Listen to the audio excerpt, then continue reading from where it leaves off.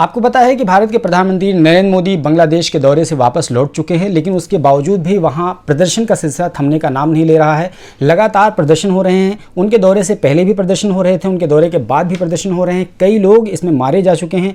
आखिर इस प्रदर्शन के पीछे की कहानी क्या है, उसकी वजह क्या है और प्रदर्शन करने वाले कौन लोग हैं, ये तमाम कुछ बताएंगे। इससे पहले मैं आपको बताऊं कि मेरा नाम है सलीम आज़ाद और आप देख रहे हैं यूट्यूब चैनल ग्लोबल बाउंड्री। अगर आपने हमारा चैनल सब्सक्राइब नहीं किया है तो सब्सक्राइब कर लीजिए, क्योंकि हम इसी तरह की इन्फॉर्मेटिव वीडियोस लाते रहते हैं। बगल में घंटी का आइकन बना होगा, उसको दबा दीजिए ताकि जैसे ही मैं वीडियो अपलोड करूं फौरन इसकी जानकारी आपको मिल जाए।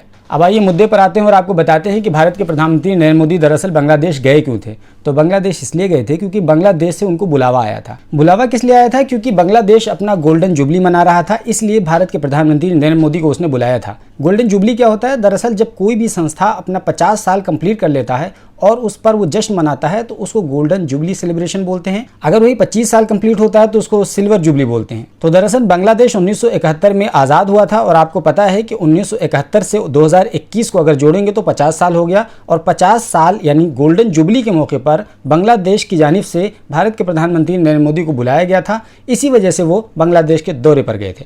अब दूसरा सवाल ये है कि वहाँ प्रोटेस्ट कौन कर रहा है और वो किसके खिलाफ प्रोटेस्ट कर रहा है? तो उसका जवाब ये है कि दरअसल हिफाजत इस्लाम नाम की एक तंजीम है जो छोटे छोटे इस्लामिक संगठनों का एक समूह है, उसको हिफाजत इस्लाम बोलते हैं।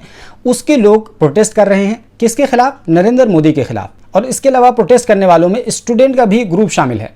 अब अगला सवाल ये है कि आखिर ये लोग प्रोटेस्ट कर क्यों रहे हैं? तो इसका जवाब यह है कि दरअसल ये लोग नरेंद्र मोदी के दौरे के पूरी तरीके से खिलाफ हैं। इनका मानना यह है कि शेख हसीना को यानी अवामी लीग को नरेंद्र मोदी को गेस्ट के तौर पर बिल्कुल नहीं बुलाना चाहिए। जैसा कि मैंने पहले बताया कि इसमें से दो तरह के लोग हैं, एक स्टूडेंट और दूसरा हिफाजत इस्लाम के लोग। स्टूडेंट के प्रोटेस्ट करने का कारण यह है कि वो नरेंद्र मोदी के कम्प्लीटली खिलाफ हैं, क्योंकि उनका ये मानना है कि नरेंद्र मोदी ही थे जिन्होंने 2002 में गुजरात राइट कराया था और ये वही उसके जिम्मेदार हैं। और दूसरे हिफाजत इस्लाम के लोग हैं। हिफाजत इस्लाम के लोगों का सीधा सीधा ये मानना है कि नरेंद्र मोदी हो या इंडिया हो, वो इंडिया के भी कम्प्लीटली खिलाफ हैं। यानी ये कह सकते हैं कि स्टूडेंट ग्रुप जो है वो एंटी मोदी है, लेकिन हिफाजत इस्लाम के लोग ये एंटी इंडिया भी हैं और एंटी मोदी भी हैं।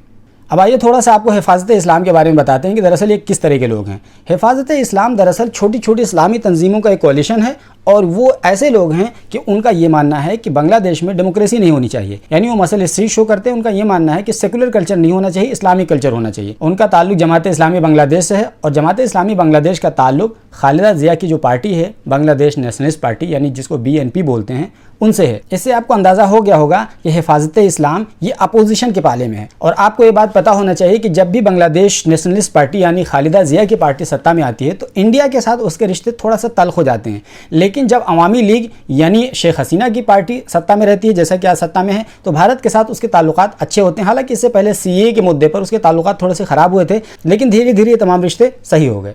आपको याद होगा कि हिफाजत इस्लाम सन 2013 में उस वक्त ज़बरदस्त चर्चा में आया था जब बांग्लादेश के एक व्लॉगर को कत्ल कर दिया गया था। दरअसल उसने मजहब पर टिप्पणी की थी जिसके नतीजे में उसको कत्ल कर दिया गया था। तो उसके बाद से ही हिफाजत इस्लाम के लोगों ने सरकार के सामने एक मेमोरेंडम पेश किया जिसमें ये मुतालबा किया गया था कि ब्लास्फेमी यानी इहानत रसूल सल्लल्लाहु अलैहि वसल्लम के ताल्लुक से इसमें मौत की सज़ा का प्रावधान किया जाए। बहरहाल हिफाजत इस्लाम का ये थोड़ा सा बैकग्राउंड मैंने आपके सामने पेश किया। लेकिन हाल ही में जो चिटगाम में घटना हुई जिसमें कई सारे लोग मारे गए और ढाका में भी प्रोटेस्ट हुआ, यानी बैतुल मुकर्रम जो मस्जिद थी उसके पास जो प्रोटेस्ट हुए उसमें रबर की गोलियां चलाई गई और फिर बाद में नतीजतन गोली चलाई गई और जिसमें कई सारे लोगों की जानें चली गई। हालांकि बांग्लादेश सरकार की तरफ से ये कहा गया है कि वो लोग वैंडलिज्म करने की कोशिश कर रहे थे, पुलिस चौकियों को निशाना बना रहे थे, इसकी वजह से उन पर हमला किया गया। बहरहाल ये तो जांच का विषय है और जांच होने के बाद समझ में आएगा कि कसूर किसका था। अब आइए आपको बताते हैं कि भारत के प्रधानमंत्री नरेंद्र मोदी के इस बांग्लादेशी दौरे पर और क्या कुछ गतिविधियां सामने आई। तो दरअसल भारत ने बांग्लादेश के साथ 5 मेमोरेंडम ऑफ अंडरस्टैंडिंग यानी MOUs पर साइन किए, जिसमें सबसे अहम जो था वो एक्सपोर्ट और इंपोर्ट के बारे में था। बात दरअसल ये है कि भारत और बांग्लादेश के दरमियान 10 बिलियन अमेरिकी डॉलर का ट्रेड होता है, जिसमें से 9 बिलियन अमेरिकी डॉलर भारत बांग्लादेश को एक्सपोर्ट करता है, जबकि 1 बिलियन अमेरिकी डॉलर बांग्लादेश भारत को एक्सपोर्ट करता है। अब ऐसी सूरत में भारत और बांग्लादेश के दरमियान एक्सपोर्ट और इंपोर्ट में बहुत ज़्यादा असमानता थी। तो बांग्लादेश और भारत ने मिल करके एक साझा समानता पैदा करने की कोशिश की है और बांग्लादेश का जो 8 बिलियन अमेरिकी डॉलर फिस्कल डिफिसिट था उसको बैलेंस करने की कोशिश की गई है। और उसमें यह कहा गया है कि भारत और बांग्लादेश के दरमियान इंपोर्ट और एक्सपोर्ट को बैलेंस किया जाएगा। उन पांचों में सबसे ज़्यादा इंपोर्ट और एक्सपोर्ट का मामला था। इसके अलावा एक बात और सामने आई कि बांग्लादेश में रहने वाले रोहिंग्या मुसलमान जो हैं उनके सिलसिले में बांग्लादेश ने चिंता जाहिर की। तो भारत ने यह कहा कहा कि हम म्यांमार से बातचीत करेंगे और उनको दोबारा से उनको रिहेबिलिटेट करने की कोशिश करेंगे। ये तो रही काम की बात। अब आइए आपको बताते हैं कि नरेंद्र मोदी ने अपने इस दौरे में अपने लिए क्या कुछ हासिल किया है।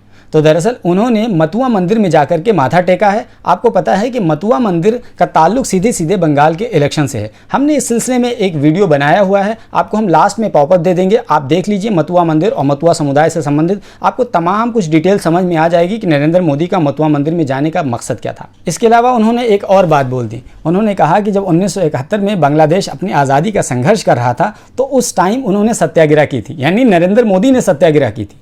इसको लेकर के मीम बनने लगे, यानी सोशल मीडिया पे मीम्स के बाढ़ आ गई। लोगों ने कई कई तरह की बातें की। कुछ लोगों ने ये कहा कि हम गांधी जी के साथ थे, कुछ लोगों ने कहा कि हम वास्को डी गामा के साथ हमने डिस्कवर किया था भारत को, कुछ लोगों ने कहा कि हम क्रिस्टोफर कोलंबस के साथ थे, कुछ लोगों ने कहा हम पहली मर्तबा चांद पे गए थे, कुछ लोगों ने अलग अलग, यानी जितनी मुंह उतनी बातें। कुछ लोगों ने ये भी कह दिया जब झूठी बोलना ठहरा तो क्यों ना डट के बोला जाए। बहरहाल ये नरेंद्र मोदी का अपना एक अलग स्टाइल है, वे बीच बीच में इस तरह के धमाके करते रहते हैं। इसमें बहुत ज़्यादा चकित होने की ज़रूरत नहीं है। हाँ, अलबत्ता हमें ज़रूर इस बात पर ध्यान रखना चाहिए कि तथ्य से इतर कभी कोई बात हमारे मुंह से ना निकलने पाए।